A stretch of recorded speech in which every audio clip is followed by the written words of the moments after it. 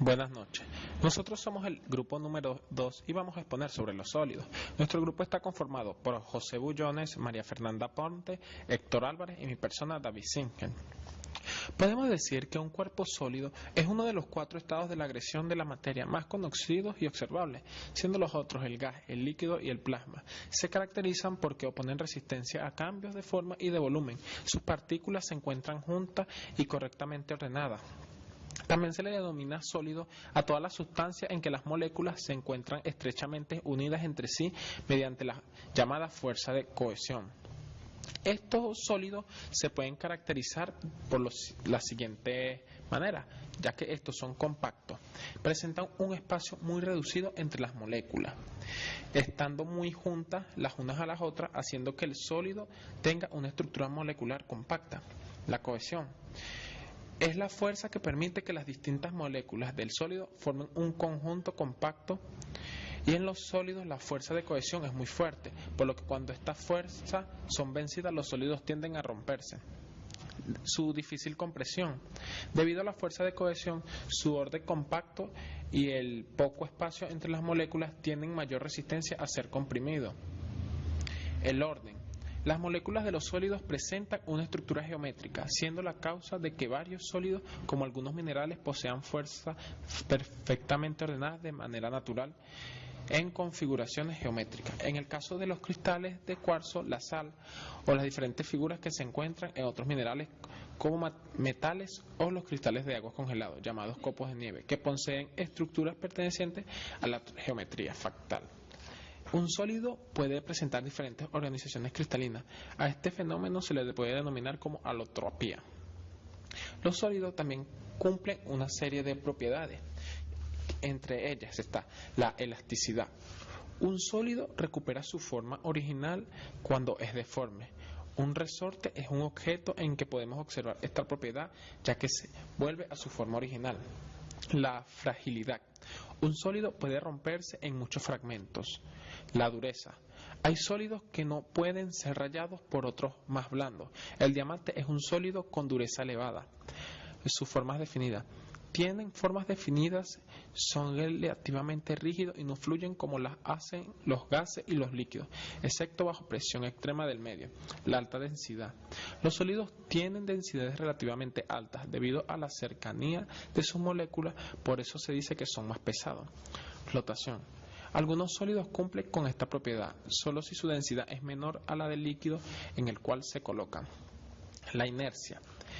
En la dificultad o resistencia que opone un sistema físico o un sistema social a posibles cambios. En el caso de los sólidos ponen resistencia a cambiar su estado de reposo. Su tenacidad.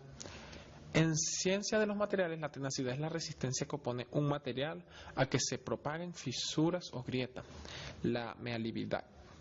En las propiedades de la materia que presentan los cuerpos a ser labrados por deformación, la maleabilidad permite la obtención de delgadas láminas de material sin que esto se rompa, teniendo en común que no existe ningún método para cuantificarla. La ductibilidad se refiere a las propiedades de los sólidos de poder obtener hilo de ella. Existen varios tipos de sólidos, entre ellos están los cristalinos y los amorfos. Los cristalinos poseen una estructura ordenada de las partículas que lo constituyen, con una forma externa limitada como superficies planas simétricas dispuestas que son consecuencias del orden interno. Estos en tal caso poseen orden tridimensional. Son anisotrópicas, poseen un punto de fusión definido. Entre ellos podemos dar como ejemplo las sales, cloruro de sodio, sulfato, carbono, óxidos metales, entre otros. Los sólidos amorfos tienen muchas de las propiedades mecánicas características de los sólidos, pero carecen del orden tridimensional regular de los sólidos cristalinos. Muchas de sus propiedades son isotrópicas, la de los líquidos, y no poseen un punto de fusión definido. Estos, como no poseen orden definido, podemos decir que unos ejemplos de ellos son el caucho, vidrio y polímero. Bueno, a continuación lo dejo con mi compañera. Los cristales. Los cristales son sólidos cuyas partículas constituyentes se ordenan conforme a un patrón que se repite en las 3 direcciones del espacio. Los cristales se representan mediante fórmulas empíricas. Entre los tipos de cristales tenemos cristales covalentes. La unión entre los átomos es mediante enlaces covalentes.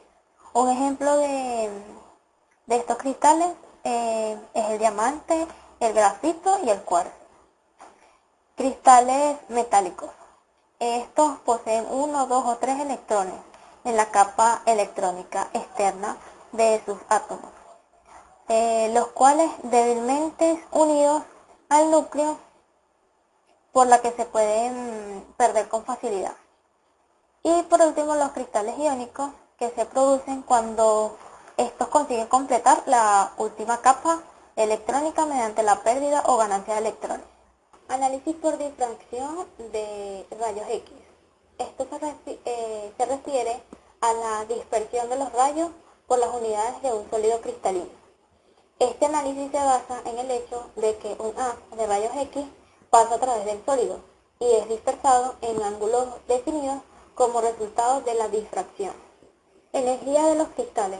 El hecho de que un cristal resista a los esfuerzos para ser separados en sus componentes indica que hay una energía que mantiene unida la red cristalina. Para los cristales iónicos, esta energía se puede reducir en 3 fuerzas.